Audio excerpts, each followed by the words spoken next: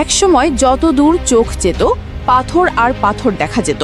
এখন সেখানে ছোট বড় অসংখ্য গর্ত আর ধুধু চর। গত 10 মাসেই পাথর সাম্রাজ্য সিলেটের খোয়ারি ও নদ নদীগুলোর প্রায় 2000 কোটি টাকার পাথর গিলে ফেলেছেন বিএনপি নেতারা।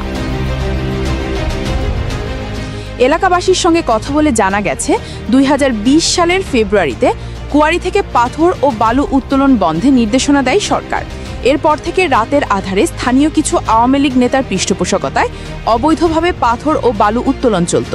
গত 5 আগস্ট শেখ হাসিনা সরকারের পতনের পর কুয়ারির নিয়ন্ত্রণ নেন বিএনপি ও এর সহযোগী সংগঠনের নেতারা। তাদের পৃষ্ঠপোষকতায় কয়েক হাজার পাথর শ্রমিক প্রকাশ্যে পাথর উত্তোলন শুরু করেন।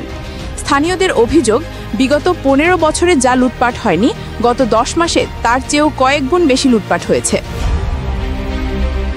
তবে গত 10 মাসে কী পরিমাণ পাথর লুট হয়েছে এর কোনো পরিসংখ্যান প্রশাসনের কাছে নেই। স্থানীয় বাসিন্দাদের ধারণা, সিলেটের পাথর কোয়ারি ও কোয়ারিভুক্ত এলাকা ছাড়া অন্যান্য স্থান থেকে অন্তত 2000 কোটি টাকার পাথর লুট হয়েছে।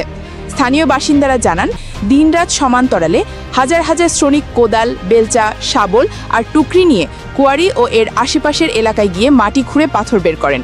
হাজার হাজার বার্কি নৌকায় সেসব পাথর বহন করে এনে তারা মিল মালিকদের কাছে বিক্রি করেন। পরে সেসব পাথর মেশিনে ভেঙে ছোট করে ব্যবসায়ীদের কাছে সরবরাহ করা হয়। ওই ব্যবসায়ীরা ট্রাক ও পিকআপে পাথর দেশের বিভিন্ন স্থানে পাঠান।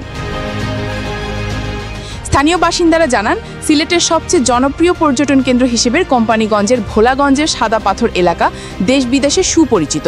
উপজেলার ভোলাগঞ্জ পাথর কোয়ারি, আরেফিন টিলা ও বাংকার এলাকায় পাথর লুটপাটের পর গত 23 এপ্রিল থেকে চক্রটি সাদা পাথর এলাকায় লুট শুরু করেছে। এরই মধ্যে এলাকাটি প্রায় পাথর শূন্য করে ফেলা হয়েছে। গত শনিবার রাতেও এখানে দেদার পাথর লুট হয়েছে।